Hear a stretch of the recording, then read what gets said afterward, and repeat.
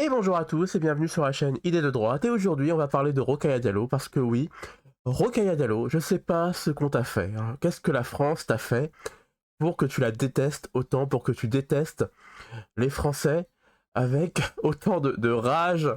Parce que franchement, tu nous fais encore une déclaration, hein, au Conseil des droits de l'homme, hein, pour chier sur la France, pour dire que la France est raciste.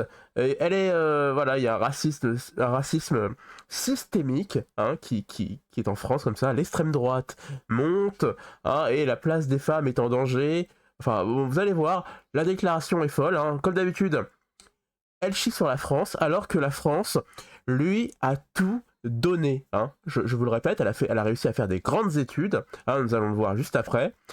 Mais d'abord, la déclaration. Au-delà du cyberharcèlement, la liberté d'expression des femmes non blanches est singulièrement entravée. Sous-représentées dans l'espace public, elles sont fortement incitées à éviter d'aborder les questions raciales. Les rares qui osent s'exprimer s'exposent à de lourdes conséquences, allant des menaces de viol, de mort, au procès bâillon. J'en profite pour remercier Mary Lawlor, rapporteure spéciale des Nations Unies pour les défenseurs des droits humains, d'avoir interpellé la France quant aux attaques, aux poursuites judiciaires, à la surveillance et aux intimidations que je subis depuis des années dans le débat public en France. Dans un contexte où la pensée de l'extrême droite se normalise, et ce bien trop souvent avec la complicité des médias, il est plus qu'urgent de protéger les vies et les voix des groupes rendus vulnérables par le déni d'un racisme structurel profondément ancré. Racisme structurel profondément ancré, hein. Et non, Rokhaya, tu es invité sur tous les plateaux de télévision pour faire ta propagande. Je sais pas, qu'est-ce qu'il te faut de plus? Tous les plateaux télé, tous les journalistes te demandent de venir pour que tu fasses ta déclaration pour dire qu'il n'y a pas assez de femmes noires sur les plateaux. Mais tu es quoi, toi? Tu es bien une femme noire et t'as fait quoi? Tu as fait des études et tu as réussi. Et tout ce que tu fais maintenant, c'est pour nous cracher dessus à longueur de temps. Qu'est-ce qui t'arrive? Alors, je suis désolé, mais statistiquement, la France est encore blanche. Je sais, ça te dérange, mais la France, oui, je sais, elle est encore blanche, hein, et donc du coup, forcément, hein, statistiquement, on va retrouver plus de blancs partout. Voilà, c'est comme ça, c'est un fait.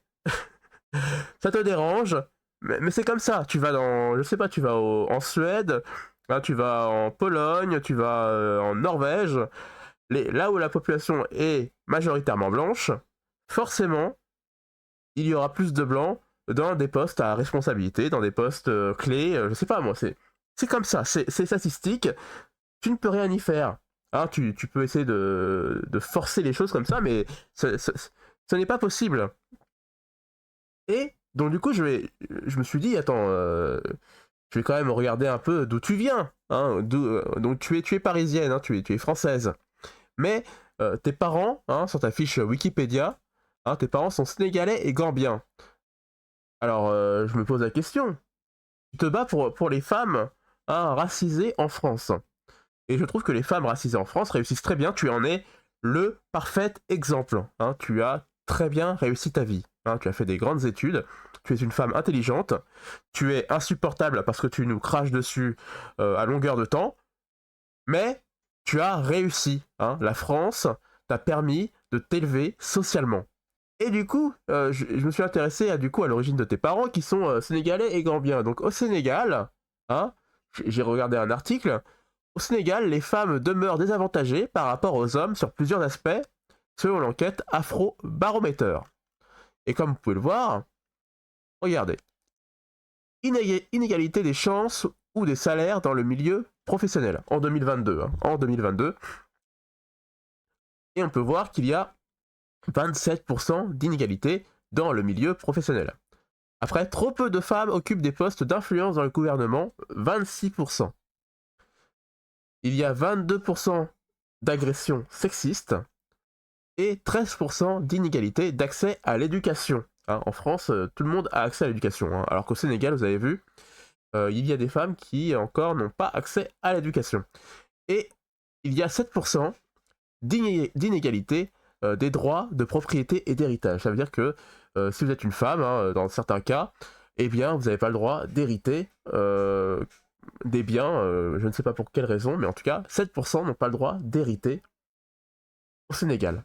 Alors, tu vois, déjà, si tu as un combat à mener, je pense que au Sénégal, hein, voilà, là où est originaire ton papa ou ta maman, hein, je ne sais pas lequel, mais voilà, tu as déjà pas mal de boulot, non, à faire. Et attendez, là c'est le Sénégal, c'est encore sympa, hein, je trouve, le Sénégal. Mais, alors la Gambie, hein, voilà, la Gambie pourrait autoriser à nouveau les mutilations génitales féminines, un nouveau signe d'une tendance mondiale à l'érosion des droits des femmes.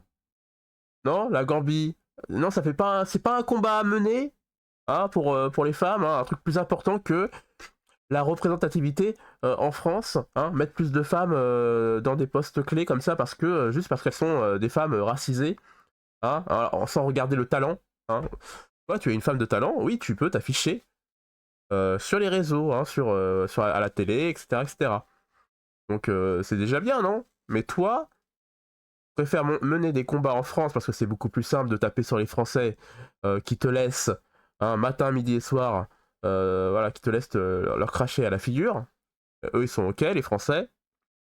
Mais tu vois, je suis sûr que mener des combats pour les femmes en Gambie ou au Sénégal, ça doit être plutôt compliqué, non? Hein, je pense que là, la force de travail doit être vraiment plus intense.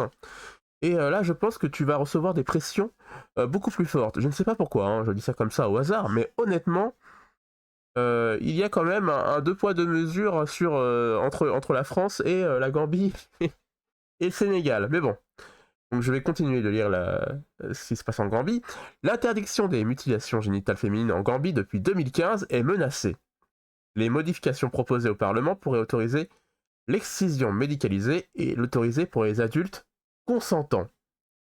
Ce possible revirement a propulsé le pays au devant de l'actualité internationale, comme le dernier exemple en date du retour en arrière sur l'égalité des sexes. Bon, voilà, vous voyez, la Gambie, ça rigole pas, hein. Quand vous êtes une femme, ça ne rigole pas du tout. Je suis désolé, hein, je suis encore un peu malade. J'ai le nez qui est bien pris là encore, c'est un peu compliqué de parler et de lire avec le masque en plus. Mais bon. Comme d'habitude, je vous remercie d'avoir regardé la vidéo jusqu'au bout. Laissez un commentaire en bas de la vidéo, je vous lis comme d'habitude. Et laissez un petit j'aime parce que le j'aime, ça augmente le référencement de la vidéo. Moi, ça m'aide vraiment beaucoup pour la suite. Et ça me fait vraiment très plaisir. Et je vous dis tout simplement à la prochaine vidéo. Ciao!